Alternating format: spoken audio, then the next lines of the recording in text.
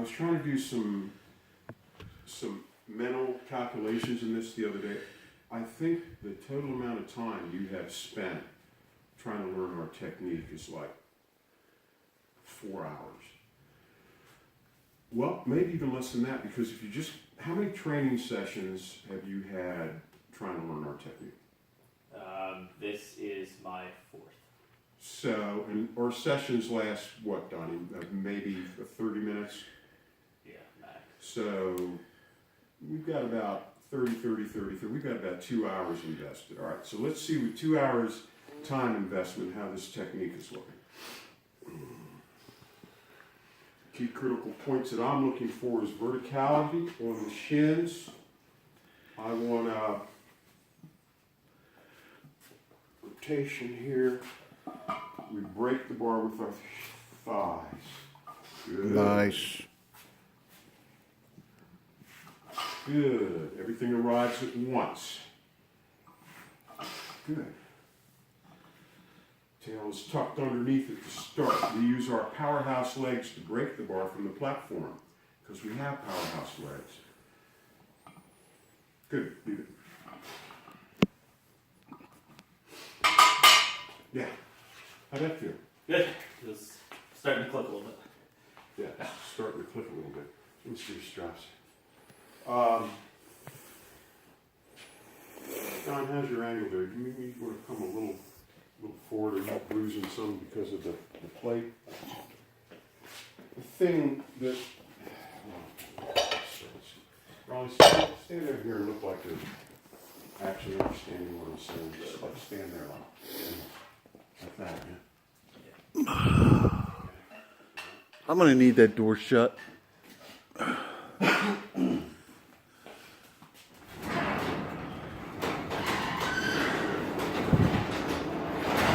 No, that's not it. Don't worry about it. It's the damn window. So, I'm an exponent of the Maryland style of deadlift. Maryland, This technique was invented by the first super heavyweight world powerlifting champion, Hugh Cassidy. The second generation of the guy, Hugh won the world powerlifting championships in 1971, squatted and deadlifted 800 raw, no suit, no wraps, no belt, squats below parallel. So Hugh formalized the technique. The second generation of Maryland lifters were guys like myself, world champion Mark Dimmoduck, world champion Mark Chalet, George Hector, world champion George Hector. The characteristics of it are, first off, we all had a very narrow stance. And the reason that we had a narrow stance is because our squat style, our deadlift style is based on the premise that we have powerful legs. And because we have powerful legs, we use our legs to break the bar from the platform. That allows us to keep the hip hinge in reserve. If you don't have powerhouse legs, you have to compensate by starting with a higher hip position. You need to telescope your legs because they're not strong enough to break from the floor. Well, Cassidy used to tell us, if you can't break the bar from the floor with your legs, then you need to work on your squat, right? Yeah. Not play to your weaknesses and allow to start with a high hip position. By keeping the hip hinge in reserve, what that means is that we'll hold the bar. Now the narrow stance allows for my shoulders and my hands to never rub my thighs. If I have a wide stance, part of the problem is that I'm going to have contact on my thighs.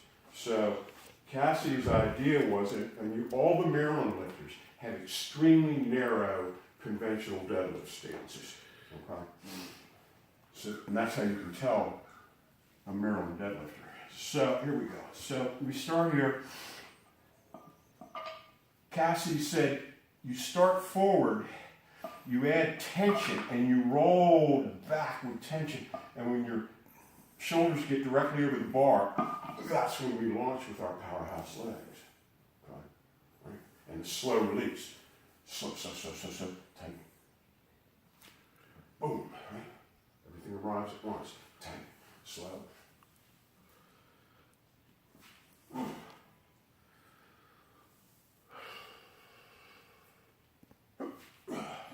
Now, one. Straight line pull. Yep.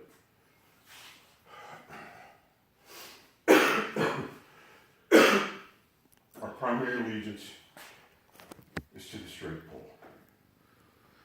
Great deadlifters make their bodies conform to the straight line. Bad deadlifters make the bar conform to their out of position body, right? Yes. Cassidy told us every inch that the bar had to go forward would require 20 to 40 pounds to pull it back into position. All right, so let's do a set. That was